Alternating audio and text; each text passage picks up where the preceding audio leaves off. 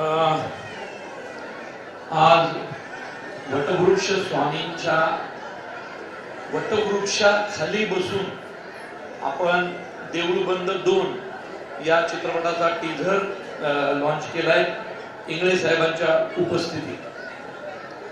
माझे सगळे पत्रकार मित्रांचे सर्वप्रथम आभार की तुम्ही मुंबईवरून काल निघालाय, इथे येऊन राहिला आणि आज आपण जरा वेगळ्या पद्धतीने पहिल्यांदा आपला टीझर लॉन्च करतोय।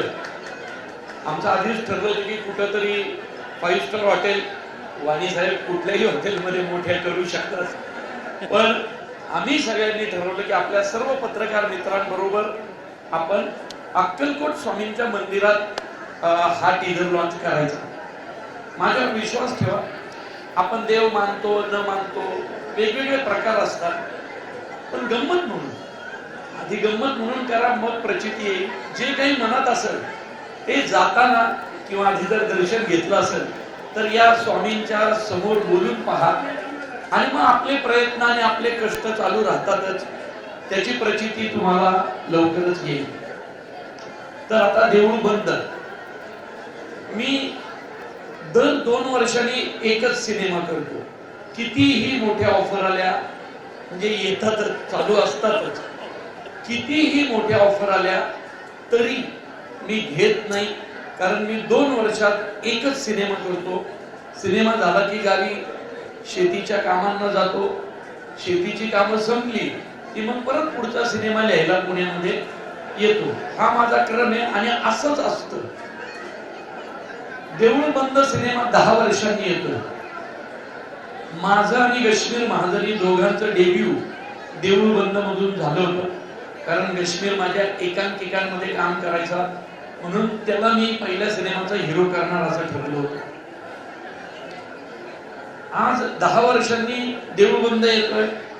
राघव शास्त्रीच्या जागी संगी पायगुडे नावाची शेतकरी महिला आहे, संगी पायगुडे, ग्रामीण भागातली। स्नेहल हिरोईन, कित्येकदा असं बोललं जातं नेपोटिझम, हे काय संधी देतात ओळखीच्या लोकांना। कारण सांगतो, माझं लग्न झालं 10-11 वर्षांपूर्वी, जे मला निलिमा वगैरे ती माझ्या बरोबर काम केलेले तिने एकांकिकेत म्हणून तिला माहिती आहे। तर लग्नाला 16 वर्ष झाली का, तर ज्यावेळी माझं लग्न झालं त्यावेळी माझी आर्थिक परिस्थिती खूपच बेताची होती, तरी तिने डेअरिंग करून माझ्याशी केलं, कारण तिलाही माहितीये इथं जे पत्रकार मला ओळखतात जुने मंदार की मी नाटक वेडा होतो, फक्त नाटक करायचो आणि ही आयुष्यात आली आणि जबाबदाऱ्या घ्यायचं ठरवलं। पण त्यावेळी निलिमाला माहितीये की सर्वोत्कृष्ट अभिनेत्रीची सर्व पारितोषिक जिंकणारी अभिनेत्री होती स्नेहल तर्डे थिएटरवर, म्हणजे तिच्या अभिनयाला दाद दिली जायची, खूप ऑफर्स होत्या। आणि नेमकं तिने लग्न केलं, तिचं वय तर तेव्हा 23च होतं आणि तिने मोठ्या मनाने ठरवलं, प्रवीण जर आपल्याला घर चालवायचं असेल तर एकाने काहीतरी फिक्स इन्कम नोकरी केली पाहिजे, एकाने या क्षेत्रात केलं पाहिजे। त्यामुळं तिने तिचं चालू असलेलं करिअर थांबवलं, पोलीस डिपार्टमेंट मध्ये नोकरी केली आणि मग मी इकडं स्ट्रगल करत राहिलो। मग कुंकू, पिंजरा, दुर्वा, तुझं माझं जमेना, कन्यादान अशा अनेक सिरियल मी लिहित राहिलो। रेगे सिनेमा लिहिला, कुटुंब सिनेमा लिहिला, पितृऋण सिनेमा लिहिला।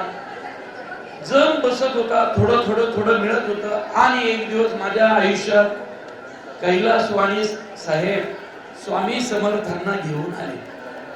खरं तर मी आधी लिहिलेला सिनेमा होता मुळशी पॅटर्न, पण मुळशी पॅटर्नला कोणी निर्माताच मिळत नव्हता।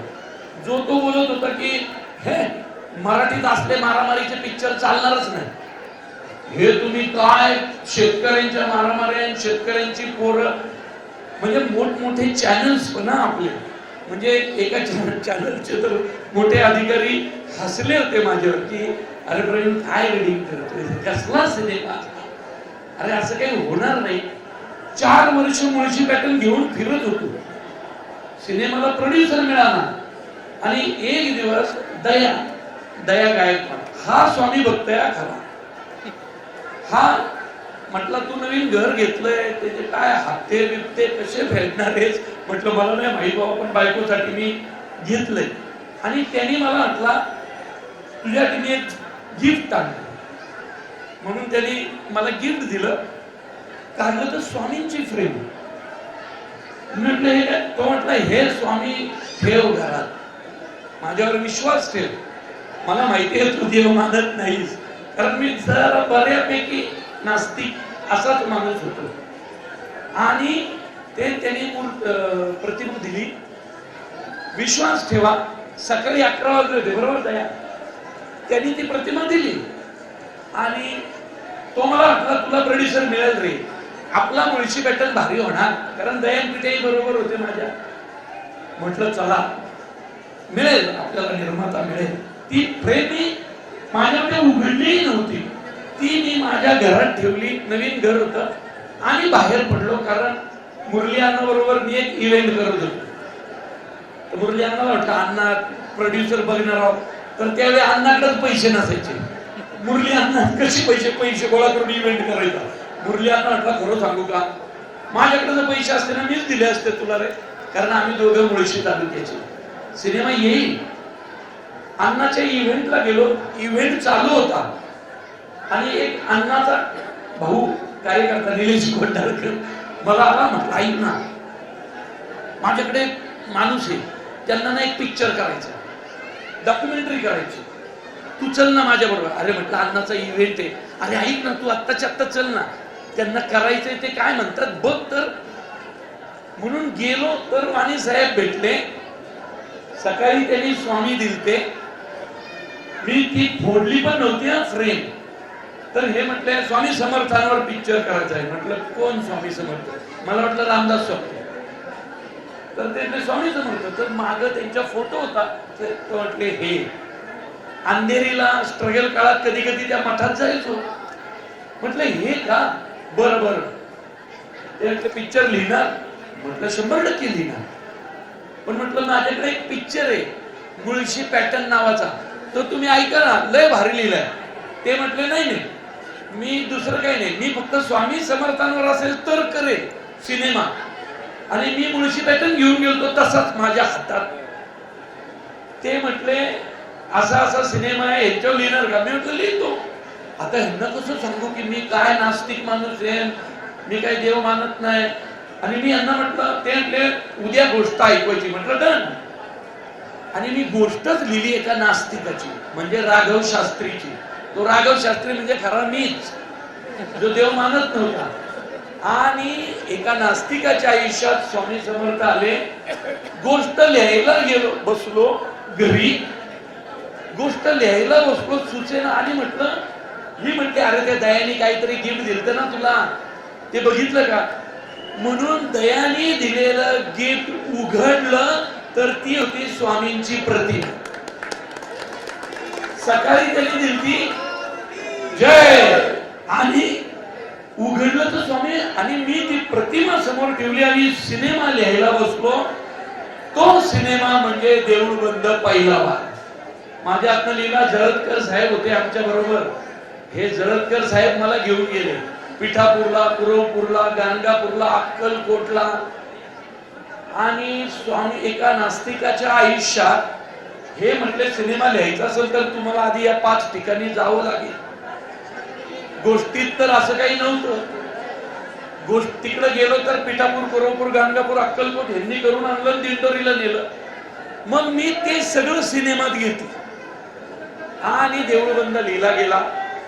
स्वामींची कृपा राहिली, तो सिनेमा चालला. पहिलाच सिनेमा सुपर हिट झाला. आणि मग मला जरा ओळख निर्माण झाली.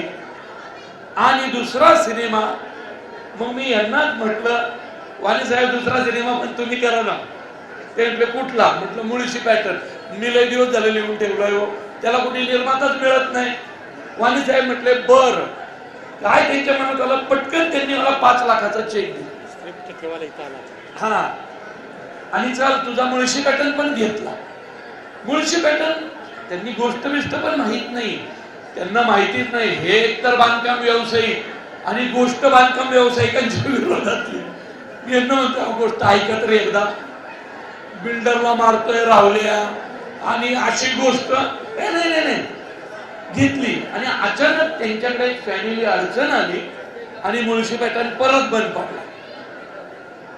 मी म्हटलं पिक्चर ते आता ऐका ते 5 लाख दिले ते तुमचे तुम्हालाच राहू द्या, पण आता मी काय जरा माझी एक अडचण आहे.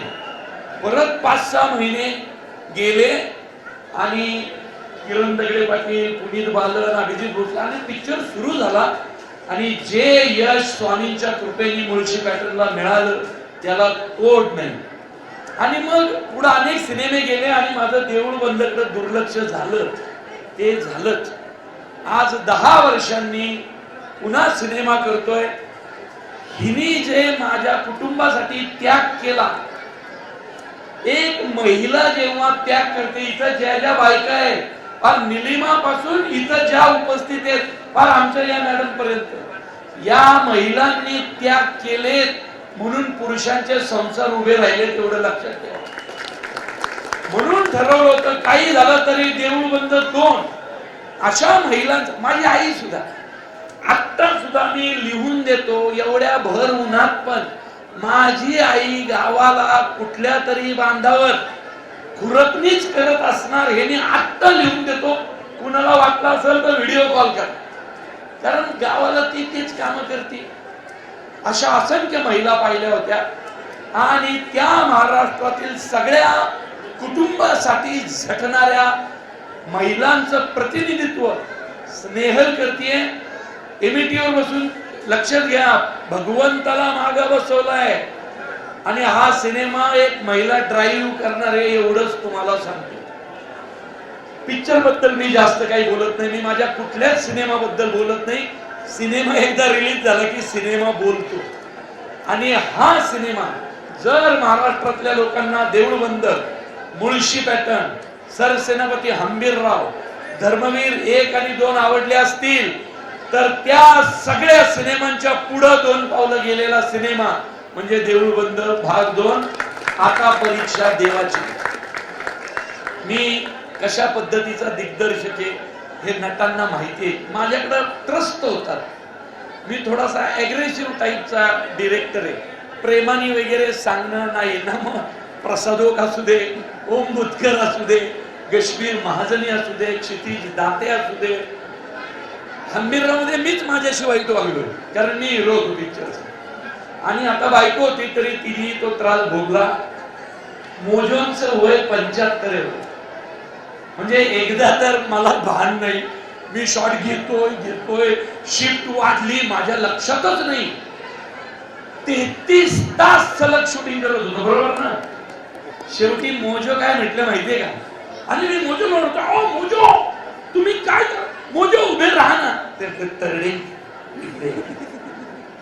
काय, मोजो माझ्या धापट तापट येतो, पण त्या दिग्दर्शकाला रिस्पेक्ट देणारा नटे इकडे या. आणि मला जवळ घेऊन म्हटले, तरडे तुमचं वय किती आहे माहित नाही, माझं 75 आहे. 33 तास झालं मी एका जागेवर उभा आहे, तुम्हाला अक्कल नाही. पण आता ऐका, मला थोडी सुट्टी द्या. आणि मग माझ्या लक्षात आलं, अरे बापरे. मग मी पिटाला म्हटलं, काय रे. तो म्हटलं, तुझं कोण, तुझं चालूच आहे. ज्युनियर आर्टिस्ट पळून गेले हे माहिती आहे तुला. मग मी सेटवर पाहिलं तर खरंच 250 ज्युनियर आर्टिस्ट पळून गेले होते. नंतर मोजे म्हटले, तर आता माझ्या वयाला थोडासा रिस्पेक्ट द्या करडे. 33 तास झाले, सूर्य उगवून मावळून पुन्हा उगवून 3 तास झाले, मला जाऊ द्या. आणि मग मी सीन थांबवला. त्यामुळे माझ्या अत्याचाराला बळी पडलेले हे सगळे इथं आहे. खूप मोठा डीओपी. तुम्हाला महेश लिमये माहितीये, माझ्या बरोबर काम करतो, केदार गायकवाडनी केलंय. या सिनेमात जे काही एवढं उत्तम दिसलं, साऊथचे सिनेमे गाजतात असं म्हणतो, पण त्या सिनेमांमध्ये अशी मराठी माणसं असतात. साऊथ मध्ये गाजवलेल्या त्यांनी माझ्यासाठी त्याचं काम बंद ठेवलं आणि सगळं सोडून प्रशांत मिसळे इथं आले. का तर 10 वर्षापूर्वी पहिला भाग त्यांनी केला. बाकी यांच्याबद्दल मी बोलत नाही. नवे एकांकिकांमधले महाराष्ट्रातल्या सर्व एकांकिका पाहिल्या. त्या स्पर्धांमधले बेस्ट ऍक्टर मी घेतले 1, 2, 3, 4, 5 आणि सिनेमामध्ये मी रोल दिलाय. त्यामुळे महाराष्ट्राची भाषा तुम्हाला इथं पाहायला मिळेल. एवढं सांगतो, सिनेमा पहा. मी नंतर इंडिव्हिज्युअल प्रत्येकाशी बोलत, सगळे माझे आवडते पत्रकार आले. मी भांडलो होतो कुशल कोटेशी, जर ते चेहरे नसतील आणि तू वेगळे कुणी आणले, नवे नाही असतात ते इन्फ्लुएन्सर. म्हटलं तुला सांगतो, मला पत्रकार म्हणजे ज्यांच्या जीवावर नागराज मंजुळेही मोठा झालाय, प्रवीण तरडेही झालाय आणि रितेश देशमुखही झालाय, ती ही माणसं आहे. म्हणून आणि मला खूप बरं वाटलं तुम्ही सगळे इथं आहात. ते चेहरे आहात जे तुम्ही मराठी इंडस्ट्रीला मोठे करताय. स्वामींचा आशीर्वाद आपल्या पाठीशी राहील. सिनेमाबद्दल इंडिव्हिज्युअल बोलेल. एवढंच सांगतो, 21 मे नंतर स्वामींच्या मठात त्यांच्या वटवृक्षाखाली बसून सांगतोय, न भूतो न भविष्यती असा सिनेमा पाहायला मिळेल. हिच्या अभिनयाबद्दल मी बोलणार नाही, कारण हिचा अभिनय जास्त मोठ्याने बोलेल. सिनेमा तुम्ही बघा. धन्यवाद. वाणी साहेब पुन्हा एकदा आभारी. मोहन जोशी सर, मला माफ करा, माझ्यामुळे तुम्हाला त्रास झाला असेल तर. मी खूप त्रास दिलाय, म्हणजे 49 डिग्री तापमानात मी त्यांना खूप त्रास दिलाय. सिनेमा पाहिल्यानंतर कळेल. म्हणजे मी एक धाडसी विधान आज करतो, धाडसी. 600 सिनेमे केले, 600 पेक्षा जास्त. मोहन जोशी सरांचं आजवरचं सर्वोत्कृष्ट काम तुम्हाला देऊळ बंद 2 मध्ये पाहायला मिळेल, हे मी गॅरंटीने सांगतो. धन्यवाद.